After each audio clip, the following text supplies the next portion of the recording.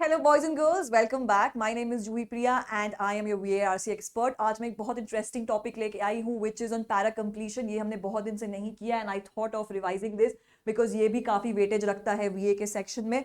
So with not wasting much time, let's get started. ठीक है, तो आज का क्वेश्चन है, you know the pattern, this is the paragraph, we need to choose from these options कि इस paragraph के बाद कौन सा पैराग्राफ इसमें फिट बैठेगा। ठीक है, I bring these paragraphs for you because I hope you understand कि इस पैराग्राफ में कुछ ऐसी चीजें हैं जो इंडिकेट कर रही हैं बाकी ऑप्शंस में, and what will make you through to these passages will be the mapping formula that I taught you, and I will also link it over here कि कहाँ पे मैंने mapping सिखाई थी, so that if you want to go back to that session and watch it पहले, तो वो आप पहले कर लो और फिर इस question पे आ जाना।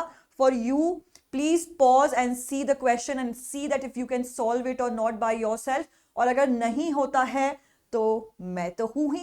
ठीक है, let's do it। चलो, what happens to our brains as we age is of crucial importance not just to science but to public policy as well। ठीक है, हमारे ब्रेन को क्या इफेक्ट कर रहा है after a certain age is just not a crucial importance for science but also for public policy. अब आगे देखते हैं कि वो पब्लिक पॉलिसी क्या इंडिकेट कर रही है। By 2030 for example 72 million people in the US will be over 65 age के ऊपर हो जाएंगे बाय 2030। ठीक है, now double the figure in 2000 and their average life expectancy while likely have aged over 20 years. ये क्या बोल रही है कि 2000 में जो एवरेज लाइफ एक्सपेक्टेंसी थी वो अब बढ़ के जिस डबल हो गई है, which they are figuring out कि 2030 तक almost 72 million people in US will be above the age of 65। ठीक है, however this demographic time bomb would be much less threatening if the elderly were looked upon as intelligent contributors to society rather than as dependents in long term decline।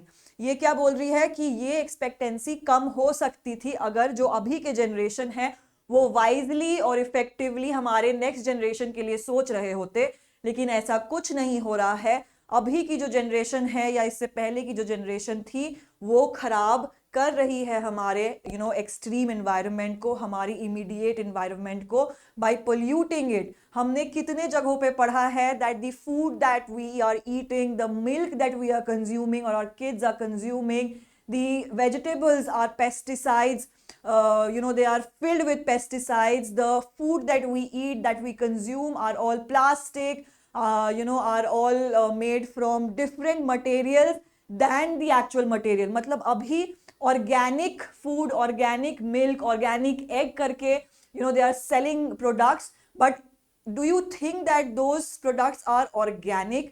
Organic नाम क्यों देना पड़ा इनको? Because ये situation आ गई थी, चाहे वो इंडिया में हो या बाहर हो, जहां पे डिफरेंट मटेरियल से हम प्रोड्यूस कर रहे थे, फूड हो या प्रोडक्ट्स दैट वी कंज्यूम या हमारे एनवायरनमेंट में भी। और ऑर्गेनिक इसलिए देना पड़ा क्योंकि विश्वास दिलाना पड़ता है लोगों को कि भाई ऑर्गेनिक भी सामान आ रहे हैं, ऐसा नहीं है, है ना। मतलब जो चीज ऑर्गेनिक एक्चुअली होनी चाहिए, जो मिल्क हम पी रहे थे वो ऑर्गेनिक होनी चाहिए, वो अब ऑर्गेनिक नहीं आ रही है क्योंकि डिमांड इतनी है और हम सप्लाई नहीं कर पा रहे हैं।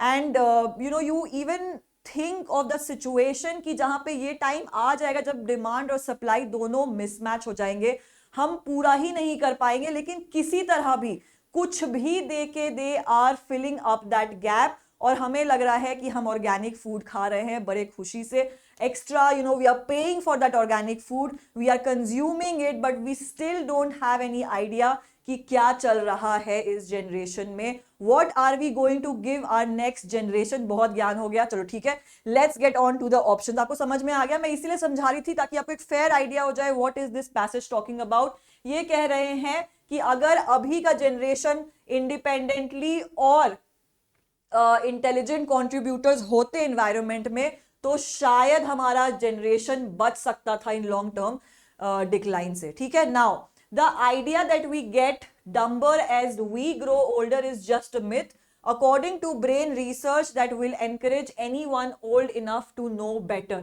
ठीक है. Why won't this sentence suit over here? Because this is not talking about any long term decline or any intelligent contributor.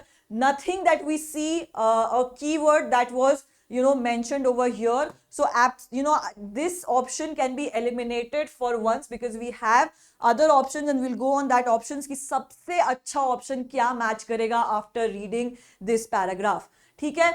It is time we rethink. It is time we rethink what we mean by the aging mind before our false assumptions result in decisions and policies that marginalize the old or waste precious public resources to remediate problems that do not exist. ये क्या कह रही है?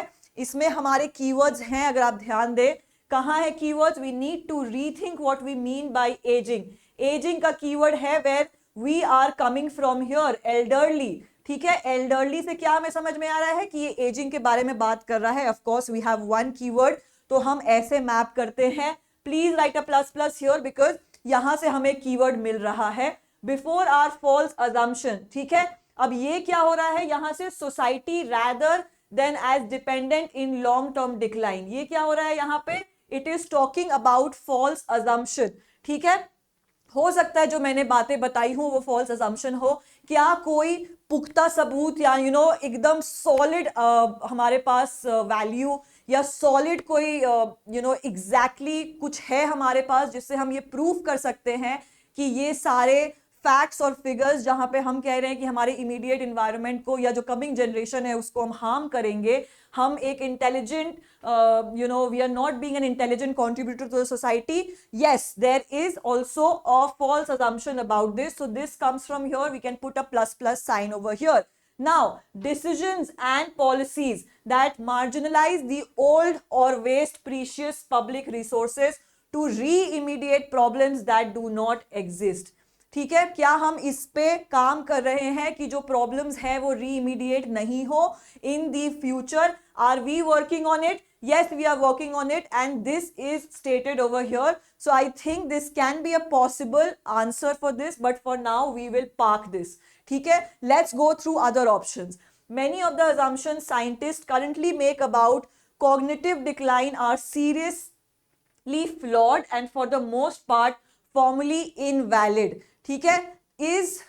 Was this sentence or any of the keywords from this sentence was mentioned in this paragraph? No, it was not. तो इस पे ज़्यादा दिमाग लगाना ही नहीं है. We will eliminate it as of now. ठीक है.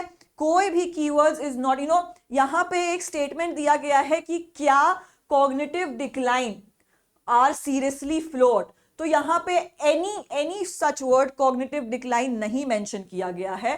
हाँ, decline mention किया गया था, but it was a long term decline. So we will not go over there. We will not situate our answer from here. Neither the scientists were mentioned. अगर हम ये भी मान ले कि चलो ठीक है decline word, आप बोलोगे कि मैम decline word तो mention किया गया है, तो ठीक है, we'll take this as a option. But was scientist mentioned in any of this?